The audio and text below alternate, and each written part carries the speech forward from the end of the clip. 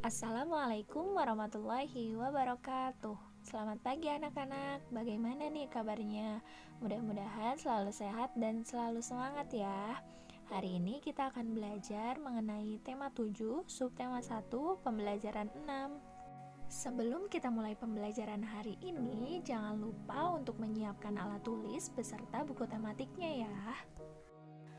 Berkumpul bersama keluarga. Pada minggu malam, Siti berkumpul bersama keluarga.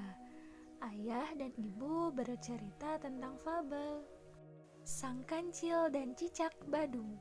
Di suatu ketika, Kancil sedang bercengkrama dengan kawanan semut. Dia meloncat-loncat di sepanjang parit kecil yang dialiri air yang jernih.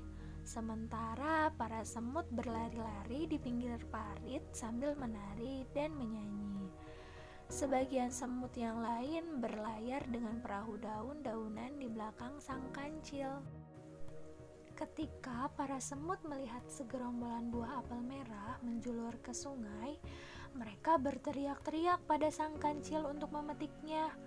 Maka sang kancil dengan gesit melompat dan menyundul apel-apel hingga jatuh ke parit, lalu mendorongnya dengan kaki ke tepian. Tak berapa lama kemudian, para semut merubungi apel-apel tersebut dan mulai memotongnya dengan potongan kecil-kecil. Sebagian dipanggul, sebagian lagi diangkut ke atas perahu daun. Begitulah acara bermain dihentikan sejenak setelah mereka menemukan tempat yang nyaman untuk beristirahat sambil menikmati apel. Namun, saat para semut sedang berpesta apel, tiba-tiba muncul binatang melata yang merayap cepat dan menangkap potongan apel yang paling besar dengan lidahnya, lalu cepat-cepat kabur. "Wah, ada pencuri! Pencuri! Pencuri!" teriak para semut. Dengan kagetnya, kancil yang sedang enak-enaknya berjemur mengeringkan tubuhnya sambil menikmati manisnya buah apel jadi kaget. Kemudian setelah tahu apa yang telah terjadi, maklumlah dia. Rupanya ada cicak badung yang berulah menyerobot potongan apel yang dibawa para semut. Setelah berpikir sejenak, si kancil yang sangat bijaksana ini membisikkan suatu rencana pada para semut. Sontak setelah mendengar kata-kata yang dibisikkan, para semut serentak tertawa terpingkal-pingkal. Sang kancil melompat ke semak-semak dan sebentar kemudian kembali dengan membawa segenggam buah kecil berwarna merah. Para semut membawa potongan buah merah itu sambil sebentar-bentar berhenti karena tak takut menahan tawa. Rupanya para semut menganggap rencana mereka benar-benar sangat lucu. Pesta dimulai lagi. Para semut kembali makan apel yang telah dipotong kecil-kecil. Buah merah pemberian sang kancil sengaja diletakkan di pinggir dan tidak dijaga oleh para semut. Mereka tertawa tertiwi, bergandengan tangan, menari-nari sambil sebentar-bentar melirik ke tumpukan buah merah. Ada juga yang menyanyi dengan syair lagu yang lucu-lucu.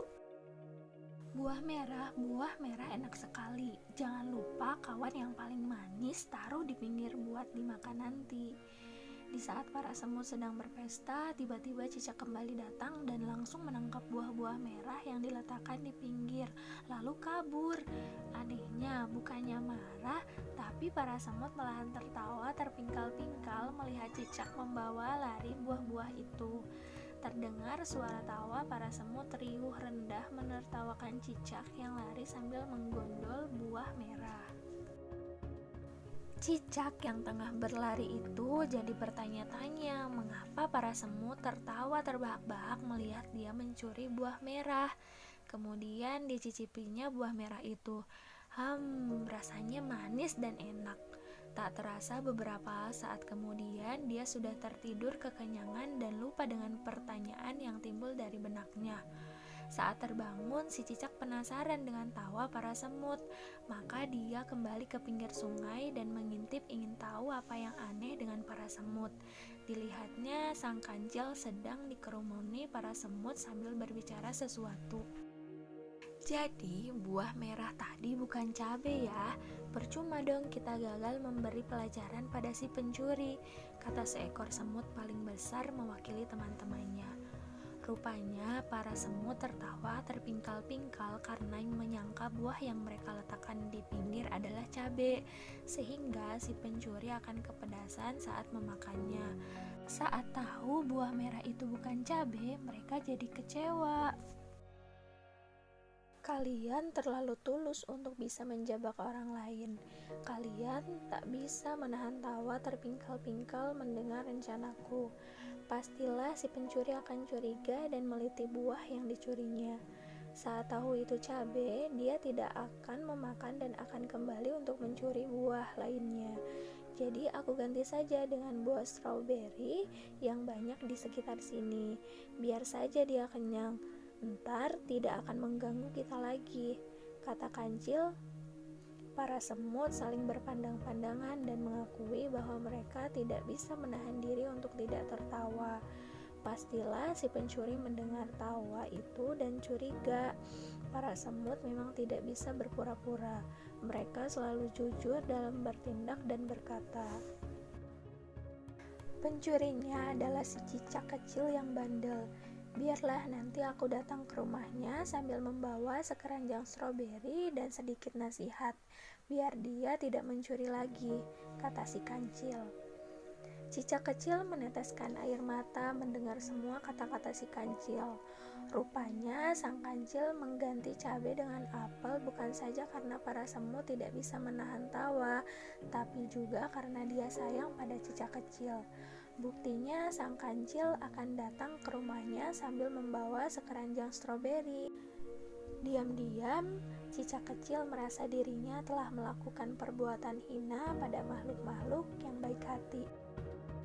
Nah, setelah kita mendengarkan dongeng sang kancil dan cicak badung, kesimpulannya yaitu ada 3 tokoh dari dongeng tersebut. Yang pertama adalah kancil, semut, dan cicak. Yang berwatak, kancil bijaksana, cerdik, suka menolong, semut suka bekerja sama, tidak bisa berbohong, cicak suka mencuri dan malas. Amanat yang bisa kita ambil dari dongeng tersebut adalah kita harus hidup rukun dan kompak. Jangan suka mencuri, harus tolong-menolong dan mengingatkan teman yang berbuat salah. Setelah mendengar dongeng Sang Kancil dan Cicak Badung, silahkan untuk ditulis kembali dengan bahasa anak-anak semua ya. Nah, di sini Ibu punya 4 gambar yang bisa dipilih mana perilaku yang menggambarkan kerukunan dan mana perilaku yang tidak menggambarkan kerukunan. Kira-kira nomor 1 apa ya? Iya benar, perilaku yang tidak menggambarkan kerukunan karena sedang berkelahi atau marah. Yang kedua itu gambar apa ya? Iya, gambar perilaku yang menggambarkan kerukunan. Yang ketiga, iya, menggambarkan kerukunan ya. Yang keempat kira-kira apa ya? Iya, perilaku yang tidak menggambarkan kerukunan karena 3 orang laki-laki itu sedang berkelahi. Di rumah Siti terdapat jam beker. Jam tersebut digunakan sebagai alat bantu untuk bangun pagi. Jam beker memiliki bunyi panjang. Nah, di sini Ibu punya 2 gambar, yaitu jam beker dan kentongan. Nah, jam beker ini mempunyai bunyi yang panjang dan sangat kuat. Jam beker ini bisa mati ketika ada orang yang mematikannya. Sedangkan bunyi dari kentongan itu sangat pendek. Coba ada yang bisa mencontohkan bunyi jam beker dan kentongan? Ya benar, bunyi jam beker itu kering. Dia tidak akan mati ketika kita tidak mematikannya. Sedangkan bunyi kentongan hanya tong, kuat tapi pendek. Sekarang Ibu punya teks lagu Ayamku ciptaan A.T. Mahmud. Nah, anak-anak semua bisa menyanyikannya di rumah bersama ibu atau ayah. Kancil, semut, dan cicak akhirnya makan buah apel. Cicak menyadari kesalahannya karena telah mencuri apel. Berikut ini Siti memiliki 12 buah apel. Siti akan membaginya menjadi beberapa bagian. Nomor 1 bisa dilihat di buku tematik masing-masing. Nah, Siti membagi kumpulan buah apel tersebut menjadi 2 bagian yang sama banyak dengan cara menggambar garis pemisah pada gambar apel di bawah. Nah, di sini jumlah apelnya itu ada 12. 12 apel tersebut dibagi 2, hasilnya adalah 6 buah. Masing-masing bagian menyatakan pecahan setengah.